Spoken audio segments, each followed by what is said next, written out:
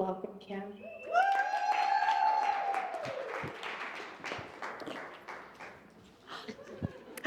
You're never too old.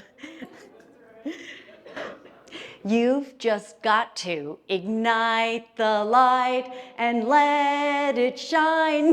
Ignite the night like the 4th of July. 'Cause baby, you're a firework. Okay, I butchered it, I know. Katy Perry, I'm sorry. That's my walk-in song. You know your walk-in song? Every time before I go to an event or speak or a meeting or even a family gathering, that song plays in my head. Sometimes it plays out loud, sometimes it plays on my phone or my iPad, but it revs me up. It ignites my spark. Even if I sing off key, it ignites my spark. Other things that ignite my spark: being in community with amazing people, yoga, namaste, dance, meditation, yes, I do that, hiking, out in nature. Those are things that ignite my spark. How do you ignite your spark? And no, I'm not going to tell you what that means. You just have to think about it. And why? Why do we need to ignite our sparks? That spark is your authentic self, the you that you know lives deep inside. And sometimes that spark gets dimmed. Marianne Williamson said, again, I will be butchering this, when we shine our light, we unconsciously give others permission to do the same. So I hope by standing up here with my white hair that I'm giving you permission to do whatever the heck you want to, and know that you can do it no matter what your age. But back to igniting sparks. Why? Let's say you go to one of those meetings, family event, networking, whatever it is, and there's someone over there that you know, and we're going to call her Debbie Downer.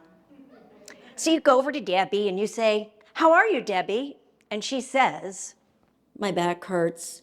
I had to get a shot in my knee. Oh, my bunions are killing me. My husband lost his job. My son moved back in with us." Honestly, I don't plan to do that when I say that, but that's just how I feel. And you're like, TMI, thanks, Deb, out of here. She's a psychic vampire. She sucks the life out of you and everybody else in the room. Now, over there, we have Susie Sparkle. And she has people in front of her and she's commanding attention and she's listening and looking at these people and they're looking and listening at her and she's laughing and they're laughing. And you go, "Yo, Susie, how are you?" And she turns to you and she says, "Oh, how are you? It is so great to see you. Let me introduce you to my friends." Well, whose spark is shining? Susie Sparkle's and yours. She's listening. She's engaged. She cares about other people. She cares about you. She uplifts you. Okay, who do you want to be? The Downer or the Sparkle? Well, I know who I want to be. I know who I choose to be. It's choice. We all have a choice. Now, we are all born beings of light from God's source universe. We come into this world and we are just pure light. And hopefully we get every need met as a baby. We cry, we get fed. We cry, we get our diaper changed. We cry, we get hugs. And I know that's not true for everybody, but that's the ideal world. So say that's you. But then from 0 to 7, paradigms get instilled, beliefs. You're not good enough. Now you've heard everything I'm saying, you've heard from all these fabulous speakers, but you know, I have my own way of saying it, right? So these paradigms and beliefs are instilled in us from the time we go to school and media. Hello. Perhaps you grew up in the late 60s and 70s like I did. And I am that old. And you were told, you know, you're not good at math. Or perhaps you get picked last for all of the sports teams. Who could that have been? And you talk too much.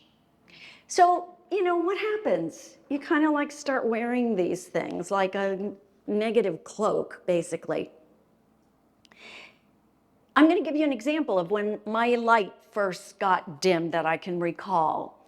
I was about 8 years old on the playground at school, and I had this hair. Oh, did I have this hair? It was wild blonde, frizzy, curly hair. And I used to wear it in these lovely little pigtails with big bows, and it would stick out like that. Yeah, cute. And there was a boy who thought it would be a great idea to take a grasshopper and put it in my pigtail and see what happened. Well, what happened is I screamed bloody murder, and the teacher came running, and I think she thought I had lost a limb. It was that loud of a scream. I didn't like grasshoppers. What can I say? So she can't get it out, and she had to get a pair of scissors and cut out the grasshopper from my hair. So what do you think that belief was instilled in me about my hair? Yeah, not good. Let's fast forward 7 years, shall we? I'm 15 years old.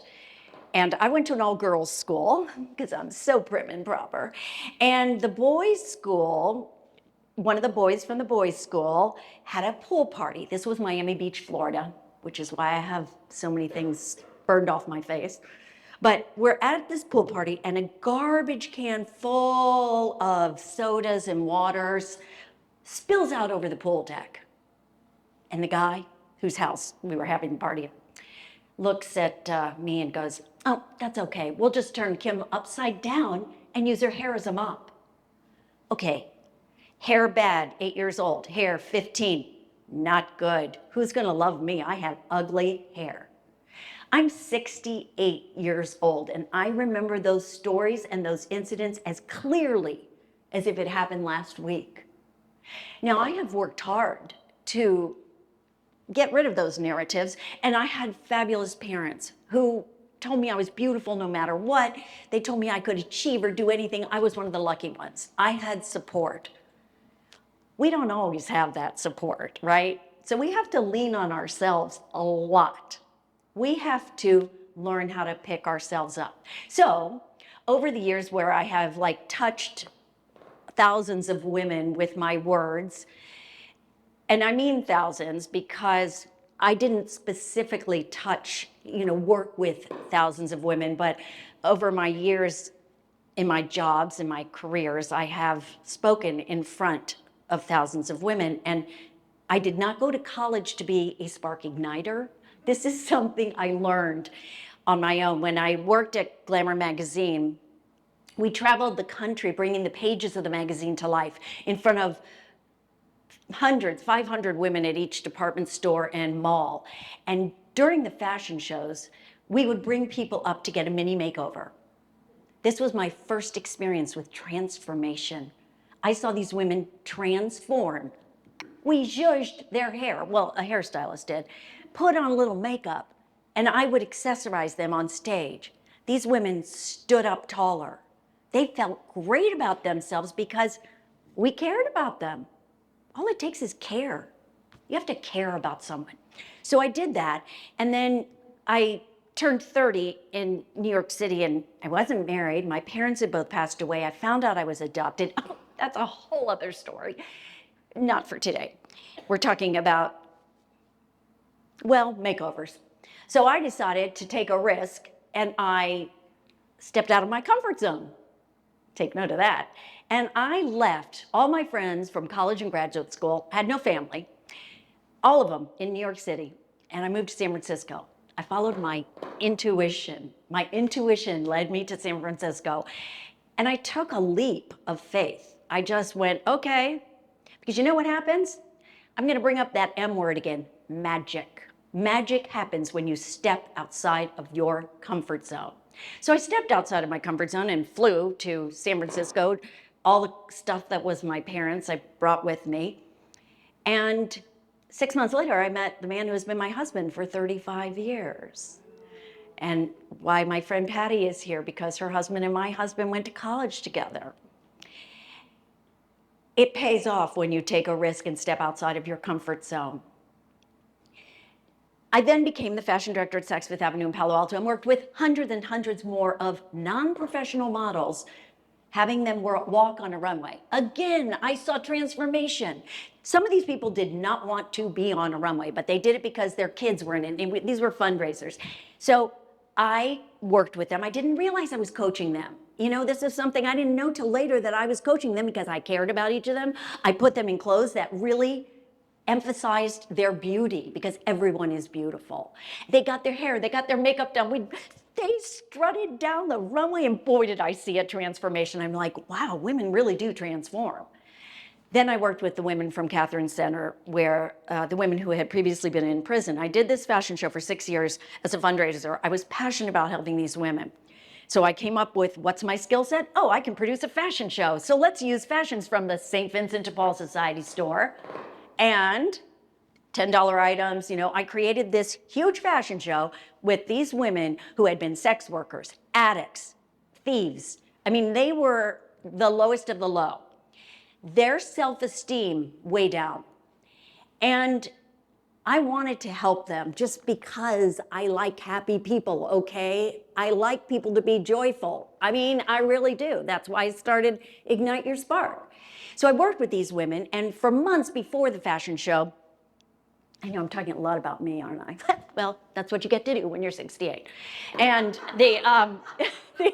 these women, I worked with them. I taught them creativity tips. I did meditation. I did yoga. I was coaching them. I, at this point, was a creativity coach, so I kind of knew some of the tricks. But the moment they stepped on that runway, they believed they could, so they did. Hair, makeup, clothes. Now, I'm not talking about fabulous clothes, but you know, they were new clothes for these women who had nothing. It transformed the audience as much as it transformed these women, many of whom I'm still friends with to this day. And I thought, oh my gosh, if these women can gain self-confidence, anybody can. Anybody can get that light going. Now, I started Ignite Your Spark in 2020. We all know what happened then. I spent 45 days doing motivational moments, well, on social media, and people thought it was hysterical because I was silly, you know, ridiculous, because I don't care what people think of me. I mean, I care, but I don't care, you know, whatever.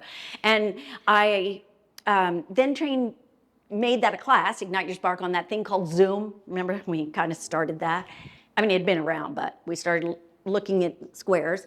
And then I started my podcast. And then I decided, okay, I'm 64. Let's get a yoga teaching certificate. Did that. And then I said, well, I've always wanted to be an actress. So yeah, okay, I'll get an agent. Thinking, how could I just get an agent? I couldn't in my 20s when I tried, but I did. White hair works wonders. So now I've been modeling and acting and speaking, you know, for the past couple of years. It's kind of fun. But the things I have learned over, oh yeah, right, I need to leave you with something tangible. Okay, here we go. 1, mindset matters. You've heard it here before, right? Mindset matters. Wayne Dwyer said, when you change the way you look at things, the things you look at change. Well, it's true about your mindset. We all know affirmations are fabulous. I'm worthy, I'm wonderful, I'm blah. And it does work because Health Watch, Harvard University's online publication, got to throw in some stats there for my, you know, statistical people, says that neuroplasticity is real. We can change our brains. We can. We just have to practice and practice and practice. And I think one of the ways to do it, rather than just going, I'm worthy, I'm beautiful, I'm this, I'm that, is to take a negative you feel about yourself and dispute it 3 ways. Like, oh, my hair is ugly. I can go find 3 instances where people thought it was beautiful, and I can reframe, change that negative into a positive. So, okay, sorry. So anyway, that's the 1. Oh, and then get rid of the clutter in your brain.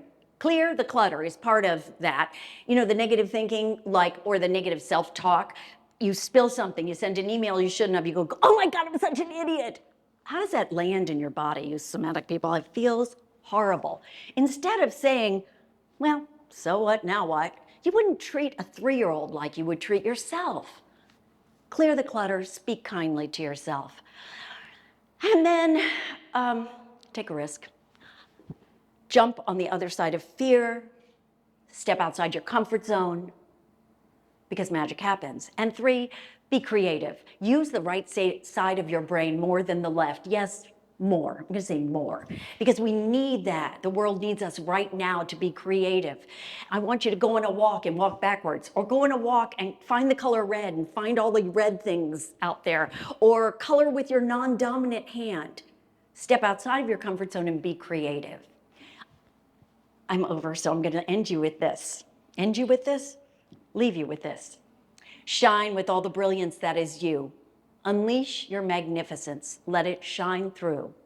Whether you are soft-spoken or as loud as can be, channel your authentic self for all the world to see.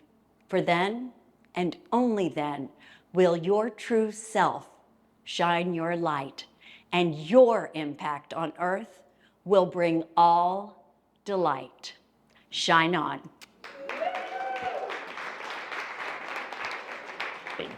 Thank you so much, Kim. Great job.